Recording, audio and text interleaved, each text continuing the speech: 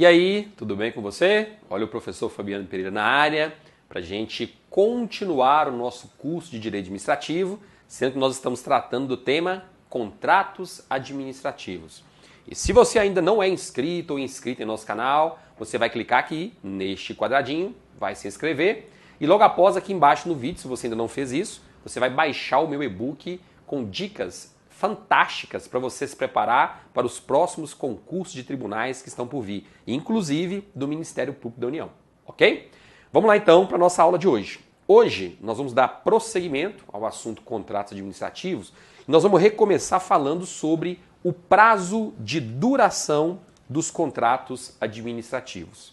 Olha, a primeira coisa que eu quero deixar bem claro para você é o seguinte: o artigo 57, parágrafo 3º, é o mais cobrado em provas no que se refere a prazo de vigência dos contratos administrativos. E ele deixa bem claro o seguinte: é vedado o contrato com prazo de vigência indeterminado. Mas isso cai demais em prova. Mas cai não é pouco não, cai muito. Então, desde já, tem que ficar bem claro para você o seguinte: quando a administração pública formaliza um contrato administrativo, a regra geral é de que ele tem que ter um prazo previamente estabelecido. E qual é esse prazo? 1 ano, que é o prazo de duração do crédito orçamentário. Então essa é a regra geral. Não é possível nós termos um contrato administrativo por prazo indeterminado. Por mais que o prazo seja bem longo, ele tem que ter um prazo previamente estabelecido. Por mais que seja possível prorrogar no futuro, ainda assim ele tem que ter um prazo previamente estabelecido. Então grave essa informação. As bancas cobram muito essa informação. Somente em caráter excepcional os contratos podem ter prazo de vigência indeterminado. Errado. Somente em hipóteses excepcionais. Errado. Não existe possibilidade. Sempre com prazo determinado. E aí, como complemento, vem o artigo 57 da Lei 8.666, o Caput, e diz o seguinte: a duração dos contratos regidos por esta lei ficará adstrita à vigência dos respectivos créditos orçamentários, exceto quanto aos relativos. Então vamos lá. Os créditos orçamentários, em regra, eles têm vigência de 1/1 a 31/12. Então, eis a vigência dos créditos orçamentários. Então, em regra, essa é a duração, esse é o prazo de vigência dos contratos administrativos. Ah, Fabiano, mas é possível eu ter um contrato administrativo saindo de um ano para o outro, começando, por exemplo, em julho de 2018, terminando em julho de 2019? É possível sim. Por quê? Quando chega no final do ano, nós vamos ter um resto de contrato a pagar. Então, aquele valor do resto que falta pagar em 2018, ele já fica garantido no orçamento. Por isso é que é possível. Então a gente não precisa começar um contrato necessariamente em janeiro e terminar em dezembro. Não existe a necessidade. A gente pode começar em outros meses do ano, terminando no respectivo mês do ano seguinte, até se completar 1 ano. Pelo menos essa é a regra, porque a gente tem as exceções que nós vamos ver agora, tá bem? Então vamos lá. Exceto quanto aos relativos. Primeiro, aos projetos cujos produtos estejam contemplados nas metas estabelecidas no plano plurianual, os quais poderão ser prorrogados, se houver interesse da administração, e desde que isso tenha sido previsto no ato convocatório. Ah, então tem alguns contratos que eles estarão contemplados, que o seu objeto estarão contemplados, ou estará contemplado, do plano plurianual? É isso mesmo. O que é esse negócio de plano plurianual? É um planejamento de médio prazo, que é organizado, que é feito pelo governo. E esse plano plurianual, ele tem a duração de 4 anos. Geralmente ele se inicia quando? Ele vai se iniciar no 2º ano do mandato do presidente da República e vai até o primeiro ano, termina no 1º ano do mandato do próximo presidente, se é que nós não tivemos reeleição. Tá bem? Então é assim que funciona, tem a duração de 4 anos. Então existem algumas obras, existem alguns objetos de contrato que são mais complexos. E não tem como, mesmo que a gente queira, não há possibilidade de terminar aquela obra em 1 ano. Então realmente esse prazo vai ter que ser maior. E se já existe essa expectativa, essa estimativa de que a demanda vai ser bem maior, então isso já é colocado dentro do plano plurianual. Então não temos como fixar o prazo de 1 ano nesse caso, já é uma exceção.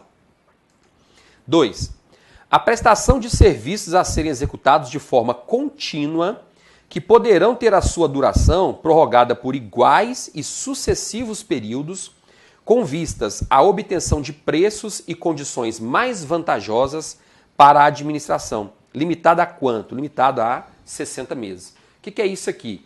Vou te dar um exemplo. Serviço de manutenção predial, serviço de limpeza, de faxina, esse tipo de serviço geral. Bem, olha só. Os tribunais, por exemplo, eles não realizam concursos públicos para faxineiro, para ajudante de limpeza, serviços gerais. Não tem concurso público para essas funções. Então o que vai acontecer? O tribunal ele vai fazer uma licitação, uma empresa vai participar da licitação. Se ela vencer a licitação, ela vai assinar um contrato com a administração. A princípio, esse contrato terá o prazo de vigência de 1 ano. Entretanto, esse contrato poderá ser prorrogado. Ele vai se encaixar aqui no inciso 2. Por quê?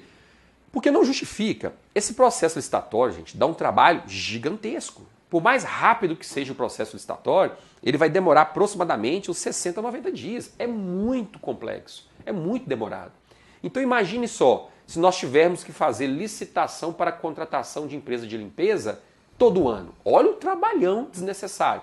Então você realiza uma vez e depois você vai prorrogando esse tipo de contrato. Por quê? Porque esse tipo de contrato ele é executado de forma contínua. Independentemente do que esteja acontecendo, de qual é a perspectiva, ele tem que ser executado, porque senão vai ficar aquele mundo velho de sujeira no órgão público. Não tem como a gente deixar de executá-lo, tá bem? Terceiro, foi revogado. Quarto, ao aluguel de equipamentos e à utilização de programas de informática, podendo a duração estender-se pelo prazo de até 48 meses após o início da vigência do contrato. Então aqui a gente tem duas situações bem distintas, né? Aluguel de equipamentos, é a primeira situação.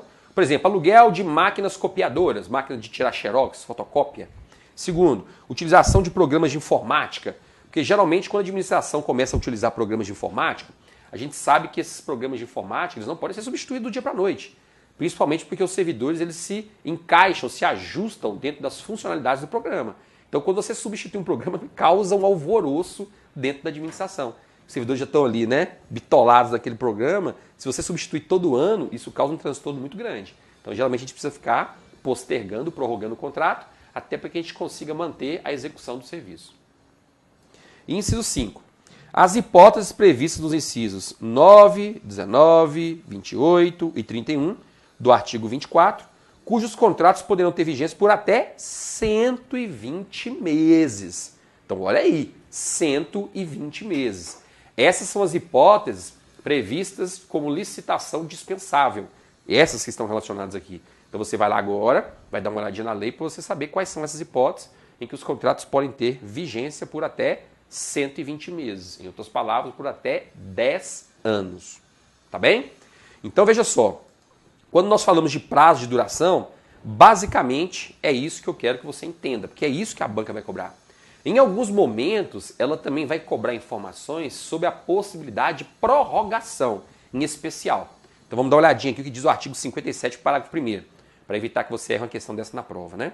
Estou colocando os dispositivos aí porque a banca vai cobrar exatamente o que está nesses dispositivos. Então não vou ficar inventando aqui, porque se eu ficar inventando, eu vou começar a te passar informação que não vai ser cobrada em prova. A gente tem que ser muito objetivo. Se você está se preparando para o concurso, para a OAB, então a gente não tem conversa.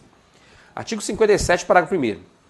Os prazos de início de etapas de execução, de conclusão e de entrega admitem prorrogação, mantidas as demais cláusulas do contrato e assegurada a manutenção de seu equilíbrio econômico-financeiro, desde que ocorra algum dos seguintes motivos, devidamente autuados em processo.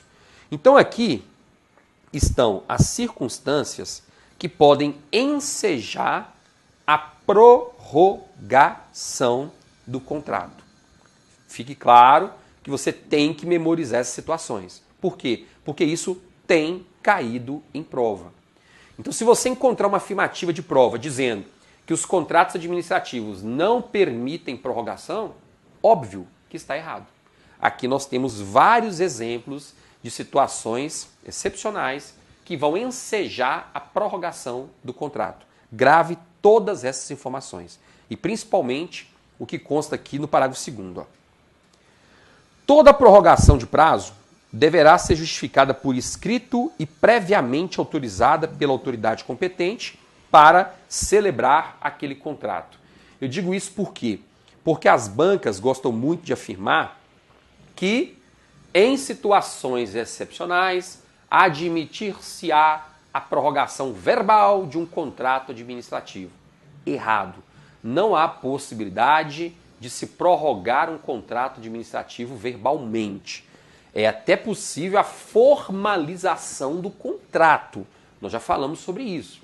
Se o valor, por exemplo, não exceder a R$4.000, é possível que nós tenhamos o contrato verbal, até R$4.000, desde que se trate de compra, de aquisição de pronta entrega e pronto pagamento. Então não tem problema.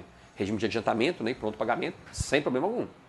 Mas prorrogação verbal, não há essa necessidade. Tá bem? Então veja, é o que você precisa saber sobre esses dois itens. Não vou nem ficar investindo muito tempo aqui, porque se eu ficar investindo muito tempo, é um tempo totalmente desnecessário. Você precisa simplesmente bater o olho nesses dispositivos que eu citei, fazer umas 2 leituras, né, com 15 minutinhos, e aí você já tem aquela noção geral. Essas informações que eu passei aqui são essenciais. E aí depois você volta, faz uma segunda leitura, porque pode ser que você encontre em prova uma questão que relacione todos os itens que ensejam a prorrogação do contrato. Então, se a questão for nesses moldes, você tem que saber o conteúdo do dispositivo, do artigo 57. Pois, caso contrário, você não acerta a questão. Tá bem? Agora, um ponto importante. Equilíbrio financeiro do contrato. Ó, eu quero dizer para você aqui o seguinte. Quando nós estávamos estudando outras partes do curso aqui na aula, eu falei para você o seguinte. Os contratos administrativos, eles podem ser alterados unilateralmente, por interesse da administração. A administração ela pode chegar para o contratado e dizer, olha, decidimos alterar esse contrato em até 25% para mais ou 25% para menos. Tá vendo? E essa alteração é unilateral. A administração pode fazer isso? Pode. Essa é a regra geral, 25% para mais ou para menos. E em algumas situações excepcionais, como é o caso de manutenção de equipamentos, reforma de prédio público, esse percentual pode ser aumentado em até 50%. Se for para diminuir, continua nos 25%, mas se for para aumentar, vai até 50%. Já falamos sobre isso. Entretanto, ainda que se permita a alteração unilateral, grave aí, o equilíbrio econômico-financeiro do contrato tem que ser mantido. Em nenhuma hipótese, a administração pode alterar unilateralmente as cláusulas que garantem o equilíbrio econômico-financeiro do contrato. Já até te dei um exemplo sobre isso. Vamos supor que a administração contratou uma empresa para pavimentar 100 quilômetros de rodovia. E essa empresa, então, calculou o seguinte, bem, para que eu possa elaborar uma boa proposta, uma proposta vantajosa para a administração, e, consequentemente, garantir o meu lucro, que eu preciso do lucro, eu vou cobrar da administração R$1 milhão por quilômetro pavimentado. R$1 milhão por quilômetro pavimentado.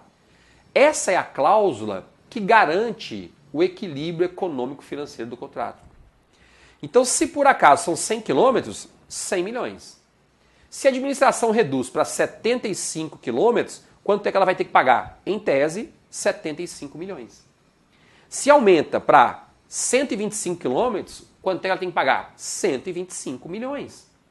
Então ela não pode chegar para o contratado e falar o seguinte, ó, vou aumentar mais 25 quilômetros nessa rodovia aí, só que é o seguinte, você vai ter que diminuir o valor da... Nós, a administração, vamos diminuir unilateralmente o valor desse cálculo que você fez.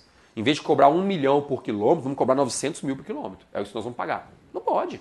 Quem estabelece o equilíbrio é o próprio contratado quando elabora a proposta. Então a administração não pode unilateralmente chegar e simplesmente alterar as cláusulas que garantem o equilíbrio financeiro do contrato. Não pode. Eles podem até chegar, sentarem na mesa em conjunto e fazerem uma nova negociação. Tudo bem. Agora, alteração unilateral de cláusula que estabelece equilíbrio econômico-financeiro? Não. Isso não é possível. E, diga de passagem, despenca em prova de concurso, exame de ordem e por aí. E ó, em todos os aspectos, cuidado quando você estiver analisando essas questões. Tá bem? E isso, né, está previsto no próprio artigo 58, parágrafo 1º, que diz: as cláusulas econômico-financeiras e monetárias dos contratos administrativos não poderão ser alteradas sem prévia concordância do contratado. E ponto final. Tá bem? Então esse era o recado que eu gostaria de transmitir para você hoje. E se você gostou da aula, dê o seu joinha agora, poste as suas dúvidas, poste seus comentários aqui, porque em breve eu estou passando por aqui para respondê-los. Combinado? E compartilhe este vídeo e os demais com seus amigos nas redes sociais, porque isso é muito importante, porque vai fazer com que o nosso canal continue crescendo e quanto mais crescimento, mais vídeos postados aqui gratuitamente para você. Combinado? Um abraço, até mais!